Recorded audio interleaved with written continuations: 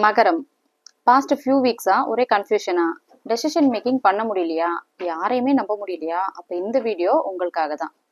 இந்த வீடியோல நம்ம பார்க்க போறது மகரம் ராசிக்கான ஜான்வரி மந்த் ராசி பலன். எல்லாம் தலைகீழா மாறும். என்ன மாறும்? பாசிட்டிவான மாற்றமா இருக்குமா, என்ன நெகட்டிவா ஏதாவது நடக்க போகுதா அப்படிங்கிற மாதிரி ரொம்ப கன்ஃபியூஸ் ஆகாதீங்க. அதை பத்தி தான் இந்த வீடியோல நான் ரொம்ப கிளியரா எக்ஸ்பிளைன் பண்ணியிருக்கிறேன். வீடியோ ஸ்கிப் பண்ணாம ஃபுல்லா பார்த்து தெரிஞ்சுக்கோங்க. மகரம் ராசிக்கு இந்த ஜான்வரி மந்த் எப்படி இருக்கும் அப்படின்னு பார்த்துடலாம்.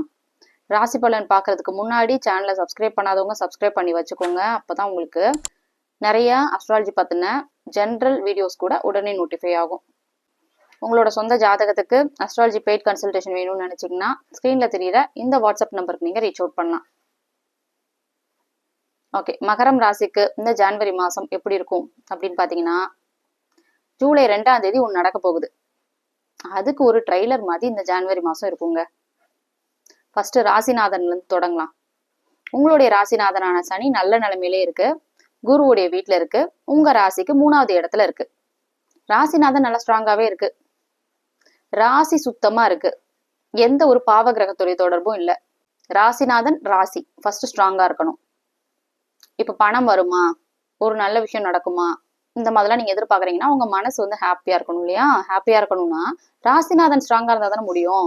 தனாதிபதி உச்சமாகுது, ஜீவனாதிபதி ஸ்ட்ராங்கா இருக்கு, பணம் நல்லா வரும் அப்படின்லாம் சொல்லுவாங்க. ஆனா ராசிநாதன் பலவீனமா இருக்கும். துர்ஸ்தானங்கள்னு சொல்லக்கூடிய 6-8 ஸ்தானங்கள்ல போய் மறைஞ்சிருக்கும், பாவ கிரகங்களுடைய தொடர்பு கிடைச்சிருக்கும். இந்த மாதிரிலாம் இருந்துச்சுன்னா ராசிநாதன் வீக் ஆகுது. அந்த டைம் வந்து உங்களுக்கு ஜீவனாதிபதி நல்லா இருக்கு, தனாதிபதி உச்சமா இருக்கு, இந்த மாதிரிலாம் சொன்னா கூட ராசிநாதனுடைய ஸ்ட்ரென்த் கம்மியா இருக்கிறதுனால உங்களுக்கு எந்த ஒரு பாசிட்டிவான விஷயமும் நடக்காது. அகைன் உங்க சொந்த ஜாதகத்தையும் தெரிஞ்சுக்கணும். சொந்த ஜாதகத்துல நல்ல தசாபுத்தி போகணும். 6-8 அதிபதிகளுடைய தசாபுத்தி போகக்கூடாது. கௌரவ பாவகங்கள்னு சொல்லக்கூடிய 1, 5, 9வது இடங்கள், 9வது இடத்துல இருக்கக்கூடிய சுப கிரகங்கள், 9வது அதிபதிகள், 1, 5, 9வது அதிபதிகள், இந்த கிரகங்களுடைய தசாபுத்தி அடுத்தடுத்து வரணும். இப்படி வந்தா ரொம்ப சக்சஸ்ஃபுல்லா இருப்பாங்க. இல்லையா, கஷ்டங்கள் ரொம்ப லாங் டேர்மா இருக்கும், உங்களுக்கு எந்த ஒரு க்ளூவுமே இருக்காது. ஏன் நமக்கு மட்டும் ஒரு லாங் டேர்மா போயிட்டே இருக்கு, எப்ப சரியாகும் அப்படிங்கிற மாதிரி கன்ஃபியூஸ்டாவே இருக்கீங்க. சோ அதுதான் சரியா. ராசிநாதன் நல்லா இருக்கு இந்த ஜான்வரி மாசத்தை பொறுத்த வரைக்கும். உங்களுடைய ராசிக்கு 2வது இடம் நல்ல ஸ்ட்ராங்காவே இருக்கு. 2வது அதிபதியும் கூட, உங்களுடைய ராசிநாதன் 2வது அதிபதி ரெண்டுமே சனிதான். தனாதிபதி, தனம் வாக்கு குடும்பஸ்தானாதிபதி 3வது இடத்துல ஸ்ட்ராங்கா இருக்கு. எந்த ஒரு பாவ கிரகத்துடைய தொடர்பும் இல்லை. ஸோ ஃபேமிலி சம்மந்தப்பட்ட விஷயம், மணி சம்மந்தப்பட்ட விஷயம் எல்லாமே ரொம்ப நல்லா இருக்கும். அடுத்து உங்களுடைய ராசிக்கு 4வது அதிபதி செவ்வாய். செவ்வாய் நல்ல ஸ்ட்ராங்கா தான் இருக்கு.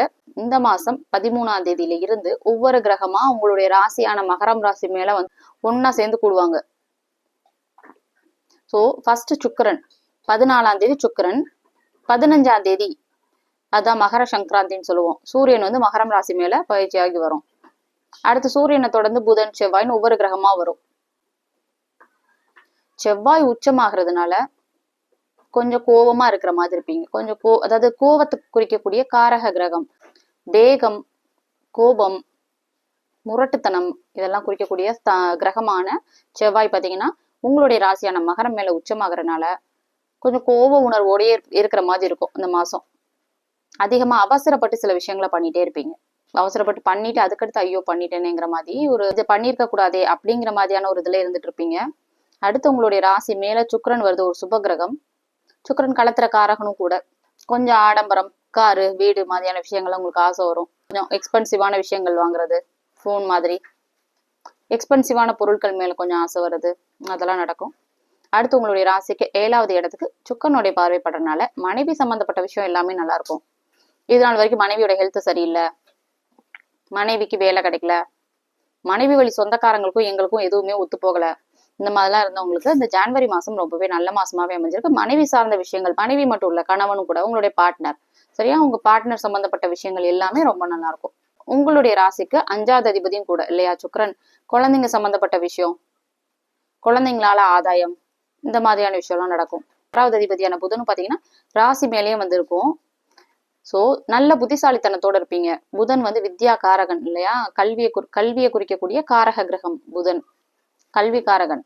ஸோ நல்ல புத்திசாலித்தனம் இருக்கும், சில விஷயங்களை ஸ்மார்ட்டா முடிவெடுத்து பண்ணுவீங்க. புத்திகாரகன், ரொம்ப சென்சிபிளா இருப்பீங்க. கல்வி சம்பந்தப்பட்ட விஷயம், அறிவு சார்ந்த விஷயம், இதெல்லாம் ரொம்பவே வந்து இன்வால்வ்டா இருப்பீங்க இந்த ஜனவரி மாசம். அடுத்து உங்களுடைய ராசிக்கு 4வது அதிபதி. ராசி மேலேயே 4வது அதிபதி வருது. வீடு, வாகனம், கல்வி, தாயை குறிக்கக்கூடிய ஸ்தானாதிபதியான செவ்வாய் நல்லா ஸ்ட்ராங்கா இருக்க போகுதுங்க. சுக்கிரன் ஆடம்பரத்துக்கும் சொகுசுக்கும் உண்டான காரக கிரகமும் கூட சுக்கிரன். சுக்கிரன் உங்களுடைய ராசி மேல இந்த மாசம் 14ஆம் தேதி பயிற்சியாகி வரும். சொகுசா இருக்கணும், இந்த மாதிரியான ஆசை எல்லாம் வரும் உங்களுக்கு. சில பேர்லாம் பாத்தீங்கன்னா ஸ்டூடெண்ட்ஸ் எல்லாம், என்ன ஆல் ஆஃப் அ சடன் இந்த மாசம் நான் ரொம்ப படிச்சுட்டே இருக்கிறேனே, என்ன நடக்குது, ஏதோ மேஜிக் மாதிரி இருக்கு அப்படிங்கிற மாதிரிலாம் ஃபீல் பண்ணுவீங்க. ஸோ படிச்சுட்டு இருக்கக்கூடிய ஸ்டூடெண்ட்ஸ்க்கெல்லாம் ரொம்ப நல்ல மாசமா அமைஞ்சிருக்கு. சில பேர்லாம் பாத்தீங்கன்னா ஹையர் ஸ்டடீஸ் மாதிரியான விஷயங்கள்லாம் கூட இனிஷியேட் பண்ணுவீங்க.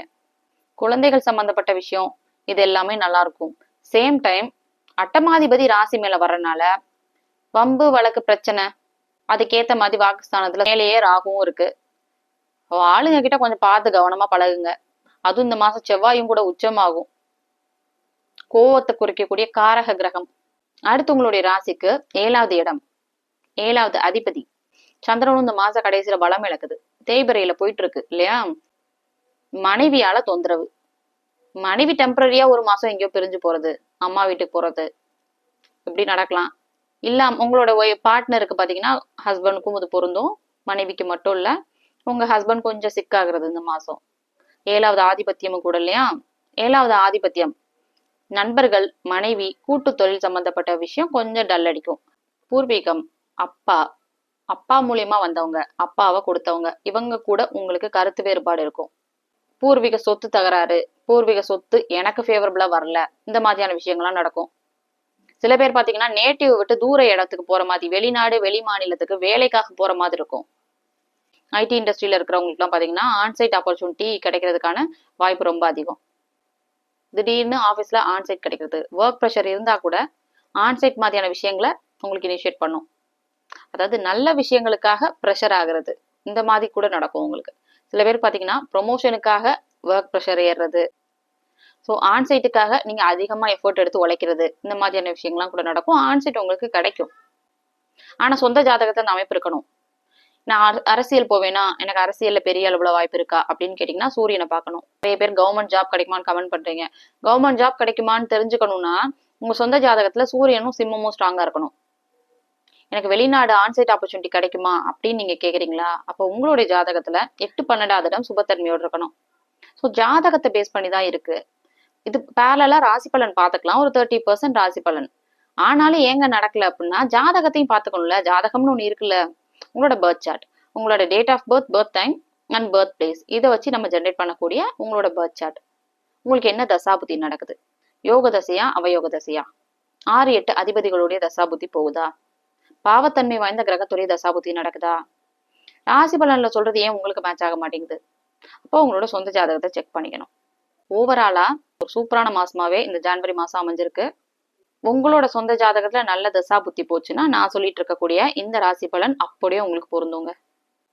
நான் சொன்ன இந்த விஷயங்கள் எல்லாம் உங்களுக்கு ரெசனேட் ஆச்சுன்னா எனக்கு கமெண்ட்ல சொல்லுங்க. உங்களோட சொந்த ஜாதகத்துக்கு அஸ்ட்ராலஜி பெய்ட் கன்சல்டேஷன் வேணும்னா ஸ்கிரீன்ல தெரியற இந்த வாட்ஸ்அப் நம்பருக்கு நீங்க ரீச் அவுட் பண்ணலாம். மற்ற ராசிக்கான ராசி பலன் வீடியோ லிங்க் ஃபர்ஸ்ட் கமெண்ட்ல பின்டா இருக்கு, you can check them out.